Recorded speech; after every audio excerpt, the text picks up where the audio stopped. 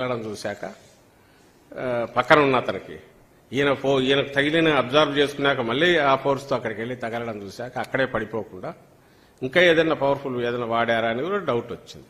4 నిమిషాల తర్వాత ఎందుకంటాము?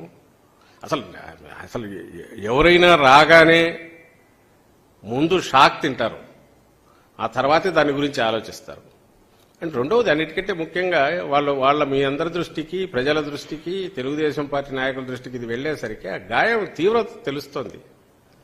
తెలిసిన తర్వాత దాని గురించి ఇలాంటి క్వశ్చన్లు వేయడం 4 నిమిషాల తర్వాత, 3 నిమిషాల తర్వాత, 10 నిమిషాల తర్వాత, అది ఇంకా దారుణం వల్ల.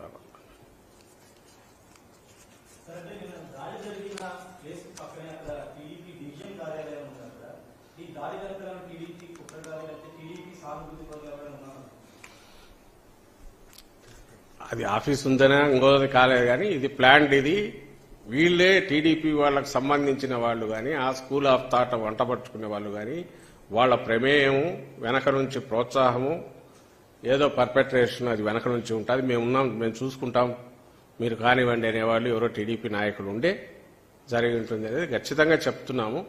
ఎందుకంటే ఆయన మీద అటాక్ చేయాల్సిన అవసరం కానీ జగన్మోహన్ రెడ్డి గారి మీద వేరే ఎవరికి కనపడట్లా. ఆయన ప్రజల్లో తిరగడం వల్ల ఎవరికి ఇబ్బంది కలుగుతుందో, ప్రజల ఆదరణ చూసిన తర్వాత ఆయన ఎట్లా ఆపాలనుకున్నారు, అలాంటిది ఎవరికైనా ఉంటే వాళ్ళకే ఉంటుంది.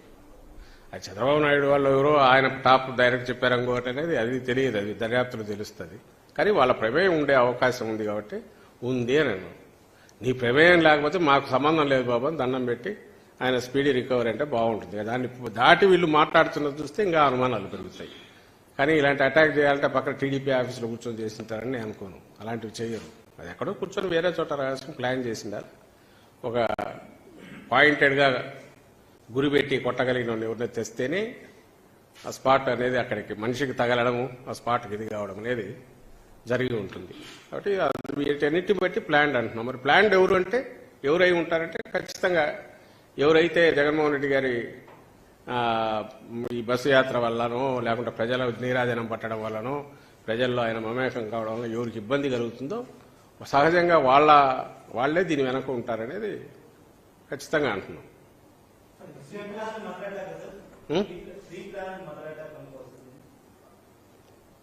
Pre planned attack.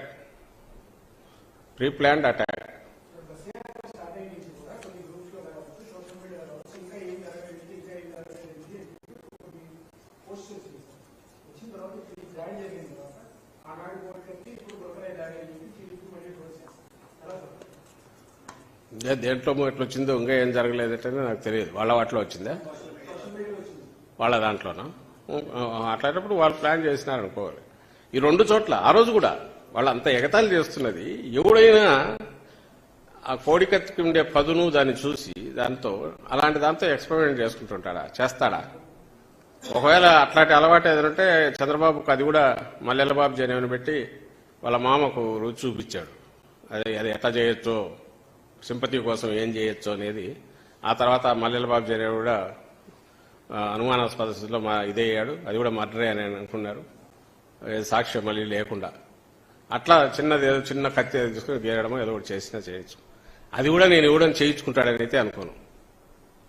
ఎవరైనా సరే ఎందుకు చేయించుకోవాలంటే ఫిజికల్ గా హామ్ చేసుకోవాలనే ఆలోచన ఎవరికైనా ఎందుకు వస్తుంది? అందులోనూ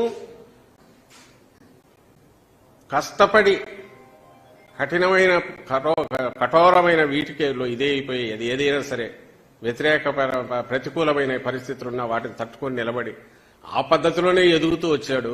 తన పందా అటు ఇటు మార్చుకోకుండా వచ్చిన జగన్మోహన్ రెడ్డి గారు లాంటి నాయకుడు ఇలాంటి చిల్లర చేష్టలతో రావాలని అయితే అనుకోండి. ప్రజలకు తెలుసు, చంద్రబాబు ఎన్ని కామెంట్స్ చేసినా రాష్ట్రానికి తెలుసు. ఆయన మొండితనం కానీ, ఆయన దేనికైనా ఒక ఖచ్చితంగా కట్టుబడి ఉండే లక్షణం కానీ, ఆ నిబద్ధత కానీ, మొండి పట్టుదల ఏదైతే ఉందో అలాంటి వాడు ఇట్లా చిన్న చౌకబారు వాటితో ఇంతవరకు ఎప్పుడు చేసే అలా అలవాటు లేదు. పైగా హామ్ జరిగింది.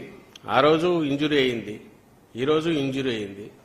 ఆ ఇంజురీ అయింది సెన్సిటివ్ పార్ట్స్ దగ్గర అయితే అది నువ్వు కావాలని చేసుకున్నావని నువ్వు 10 సార్లు అదే నిజమని చెప్పి ఈరోజు ప్రచారం చేసి అది రెండోది ఇంకో వర్షన్ అని చెప్పి ఈరోజు అంటే వాళ్ళని ఏమనాలి?